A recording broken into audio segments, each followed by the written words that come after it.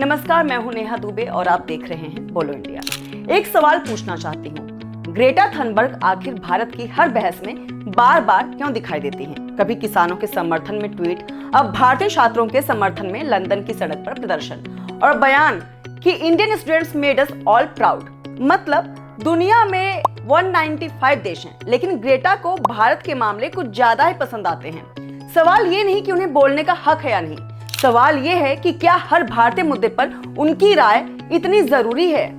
बता दें कि ग्रेटा थनबर्ग की पहचान बनी थी क्लाइमेट एक्टिविस्ट के तौर पर। उन्होंने पूरी दुनिया को क्लाइमेट चेंज पर सोचने पर मजबूर किया, लेकिन पिछले कुछ सालों में ऐसा लगता है कि उनका फोकस सिर्फ क्लाइमेट नहीं रहा, बल्कि दुनिया की लगभग हर राजनीतिक बहस में एंट्री मारना भी हो गया है।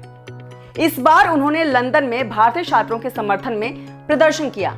अब कोई भी व्यक्ति किसी भी मुद्दे पर अपनी राय रख सकता है, लेकिन सवाल यह है कि क्या ग्रेटा भारत के इस मुद्दे की पूरी जमीनी हकीकत जानती हैं? क्या उन्होंने दोनों पक्षों की बात सुनी या फिर सोशल मीडिया पर ट्रेंड देखी और पहुंच गई प्रदर्शन में? वैसे ग्रेटा का एक पैटर्न भी है, जहां कैमरे हो, जहां इंटरनेशनल मीडिया हो, जहां वायरल होने का मौका हो, वहीं ग्रेटा भी मिल जाती हैं।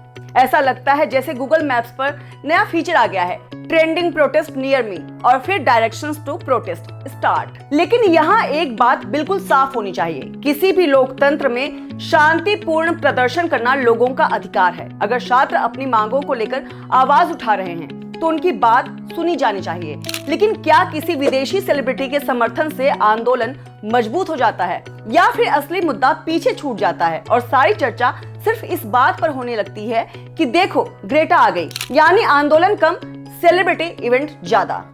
दिलचस्प बात यह भी है, जब कोई विदेशी भारत की आलोचना करता है तो कहा जाता है विदेशी ताकतें भारत के अंदरूनी मामले में दखल दे रही हैं, और जब वही विदेशी हमारे पसंदीदा मुद्दे पर बोल दे तो कहा जाता है देखो पूरी दुनिया हमारे साथ है।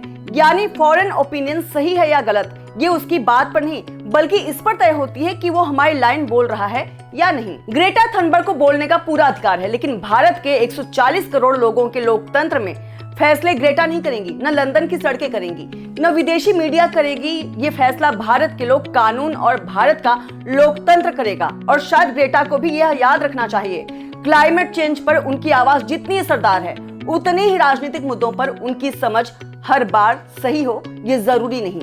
आपकी क्या राय है? क्या ग्रेटा का समर्थन सॉलिडारिटी है या फिर सिर्फ एक और ग्लोबल फोटो अपॉर्चुनिटी? नमस्कार।